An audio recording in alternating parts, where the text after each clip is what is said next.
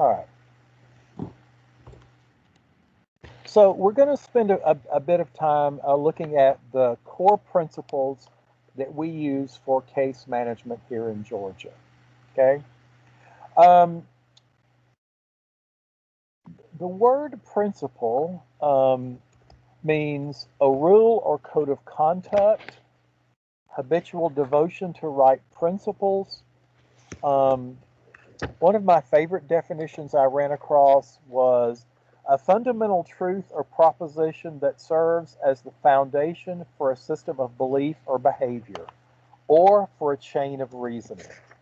And so, for those of us that are doing case management, there are certain core principles that guide our thinking about what we do and our actions as case managers. Okay.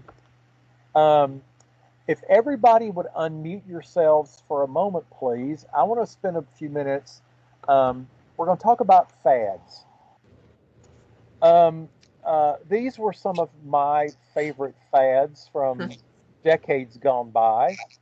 Um, and I'd like to know what some of your favorite fads were. Fanny packs. Fanny packs. All right, for fanny packs.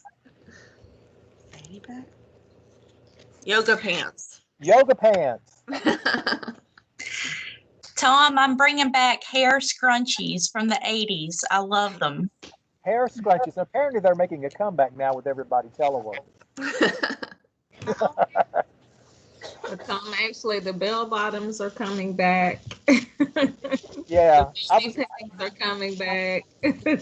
yeah. If you keep something long enough, it'll eventually roll back. Hula hoops used to be a fad, and they're all the rage now for health and wellness. All right. Other favorite fads. The bump it. All right. That was. I don't know what that is. You're gonna have to tell me what It that was is. a piece that you put in your hair to make it look like that middle picture to give you really high buns. Oh, okay. I had no idea. I've learned something now. I thought that was all teased and sprayed. Okay. Other fads.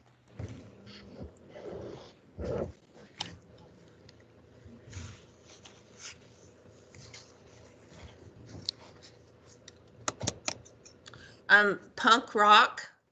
All right. Punk rock.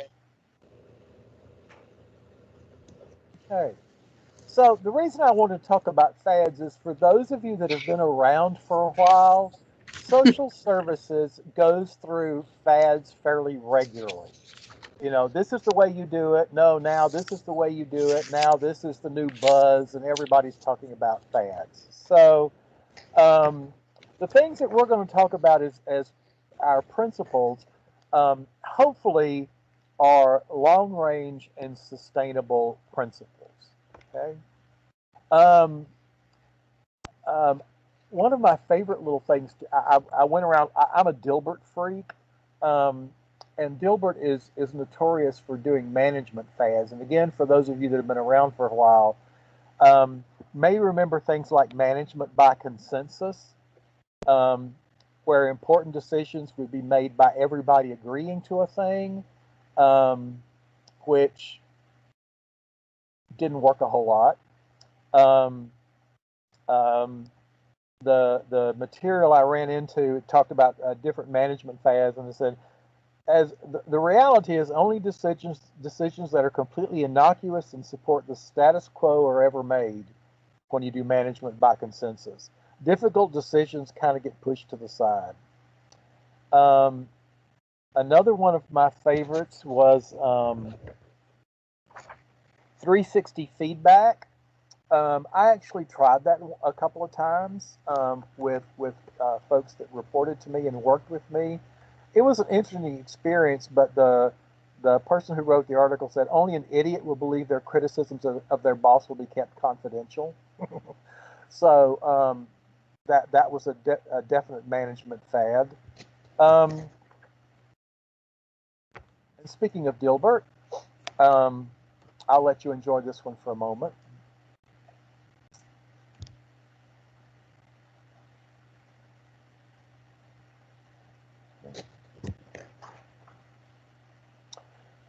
So the moral to this story is that fads kind of come and go, or they'll take the same thing and just repackage it with a different name so somebody can make lots of money training on it.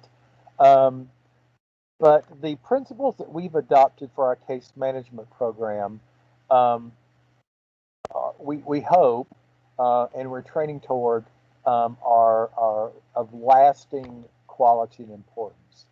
So the first one we're going to talk about is capacity based. And this is a break from the traditional service network where, we're trained to look at people's deficits and deficiencies, and we're going to plug those up with amazing services.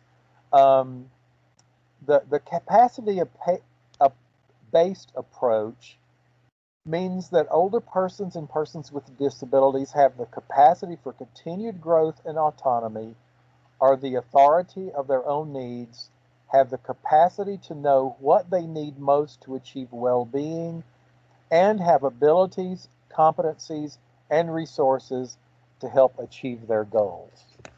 Okay? Um, if you would unmute yourselves, or you can use the chat screen. I'd like to brainstorm some of the resources or capacities that clients bring to the situation.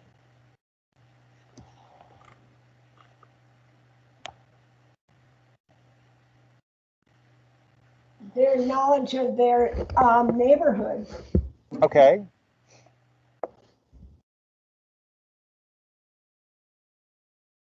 What else? Tom, I heard your mic didn't work for me for a second. Can you repeat the question, please? Sure. So what are some resources or capacities that clients bring to the situation? How they've dealt with the problem in the past? Okay, excellent. Their experience. Absolutely. Their social supports. Okay. Yes. Resiliency. Resiliency.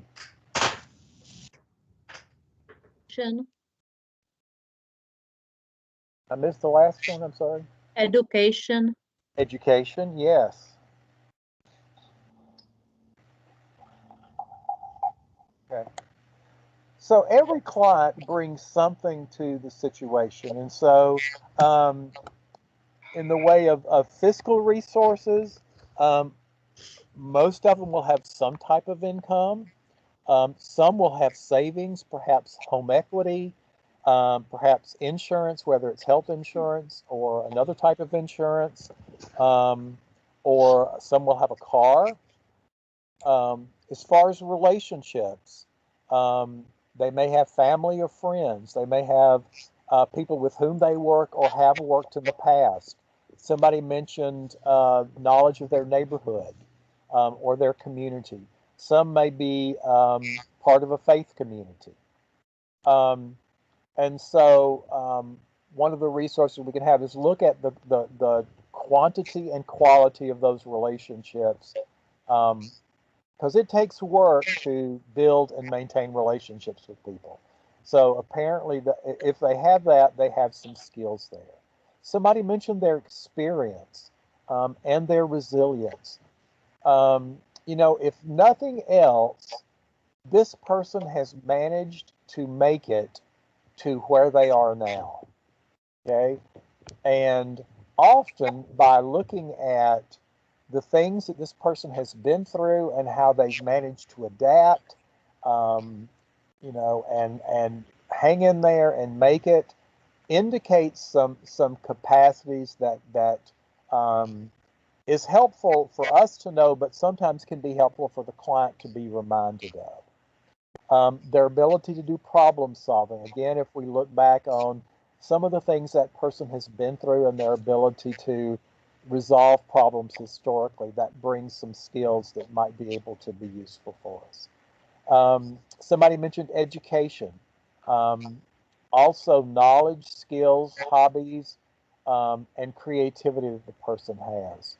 So our goal in case management from a capacity-based approach is to figure out how to effectively use or reframe or remind the client of how these capacities that they bring to the table can impact their situation. Conflict-free service, this is defined as the program staff remains neutral with no interest in the choices made either by the consumers nor have an interest in the types of service or providers selected by the consumers. And to the extent possible, we avoid the appearance of conflict of interest. Okay, that's from the National Senior Citizens Law Center. The Old Americans Act is very clear about conflict-free services.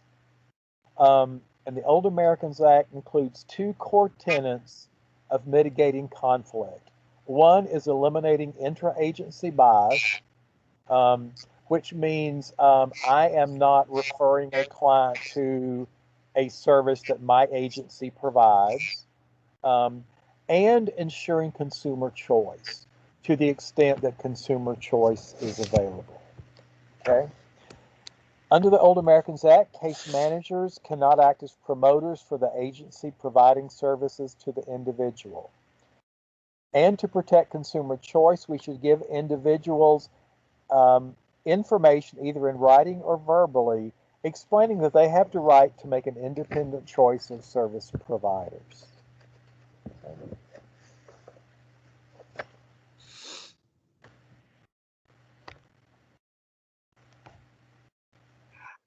One of the principles that we engage in is being culturally competent.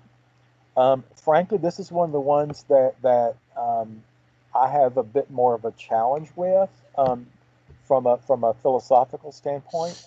Culturally competent staff understand and respect the culture of consumers and interact with them in ways that are culturally and linguistically competent and appreciate the ways cultural beliefs and values inform the consumer's acceptance of service plan options.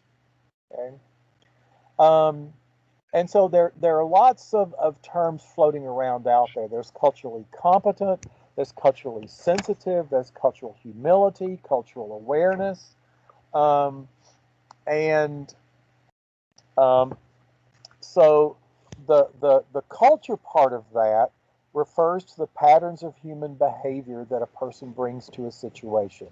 That includes language, thoughts, communications, actions, customs, belief, values, and institutions of racial, ethnic, religious, or social groups. The competence part is having the capacity to function effectively within the context of the cultural beliefs, behaviors, and needs that are presented by the consumers and their communities. In some of the reading that I did on this, it tries to make a distinction between cultural awareness and sensitivity and cultural competence. What they talk about in the some of this research is that awareness and sensitivity is sort of a lifelong pattern of looking at my own biases, my own values, beliefs, culture that I come from, and being aware that other people may not share those. The competence part is the ability to take that and effectually navigate through working with someone who has a different set of cultural values or beliefs. Okay. I have been drawn of late to the notion of cultural humility. I'm not exactly sure why, but that's just me. And cultural humility is defined as a lifelong process of self-reflection and self-critique, where you not only learn about another's culture, but start with an examination of your own beliefs and cultural identities. I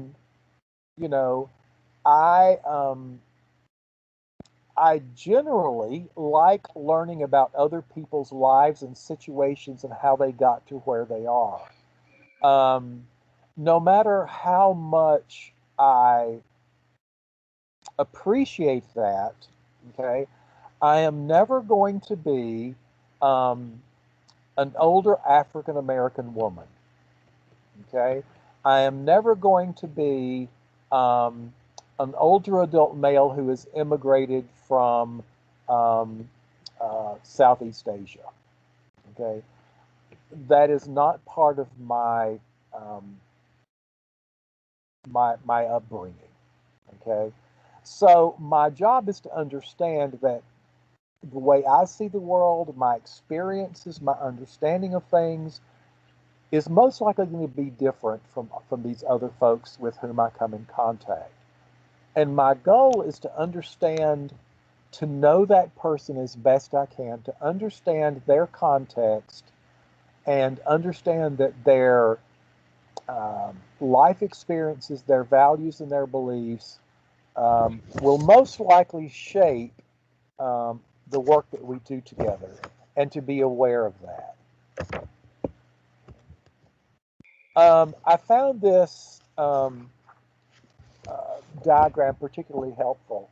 It's sort of that they call it an iceberg concept of culture. So, above the water is the gender, the language, the physical characteristics, the dress, those kinds of things.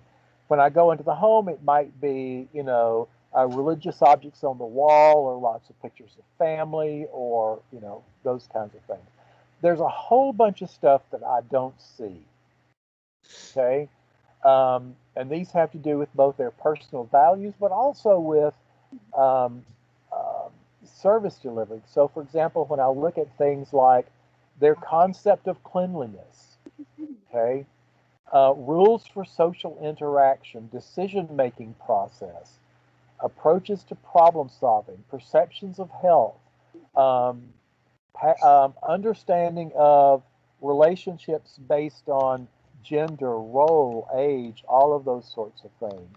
Um, those become important parts of my working with someone.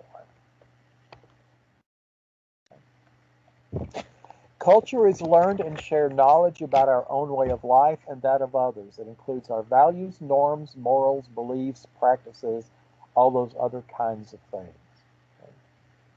Oftentimes and unconsciously, we view and understand the world from our own cultural perspective. And so, one of the reason this principle is important is the ability to kind of step away from that to the extent that we can, and understand and appreciate the cultures that are different from our own. Okay. One of the key points about this that I think is important to remember is, particularly when we're going into a client's home, is that we are there as guests, okay? And treating that person with the respect that is due them based on that. The next principle for case management is that it's individualized. And so that means that services should focus on meeting the specific needs and preferences of each client or family. And we do that through working with them to do the assessment and to develop and implement a service plan. Okay? One of our challenges is avoiding the temptation to rely solely on existing services. Instead, working to develop new and non-traditional options that are personalized to that person's needs, desires, and values. Okay. I'm going to touch briefly on person-centered. Babs Hall from DBHDD is going to talk in more detail about that in just a moment. But for the time being, person-centered is an approach where we meet consumers and families with empathy and an understanding of their life experiences and challenges by searching for and acting upon what is important to that consumer, including their wants, needs, and values. And if you remember a minute ago, we talked about cultural competence and how helping them to relate their experiences, their values, and working with them to make those the center of everything we do. Lastly, one of the values for our work is that we're professionally responsible. And we'll spend some time talking about several of these in future sessions, both today and next week. But this basically is looking at the training, the qualifications, and competencies that are required for professional case managers, looking at some of the ethical principles that are required, such as dignity of risk, how to manage conflicts between client preferences and what we think is best or what their family think is best, looking at values and preferences of the consumer.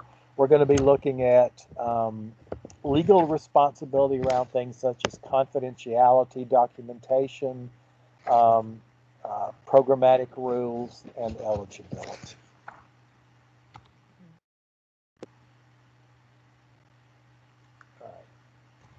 Tom, there's a question in the chat. All right, let's see what it says. Yikes.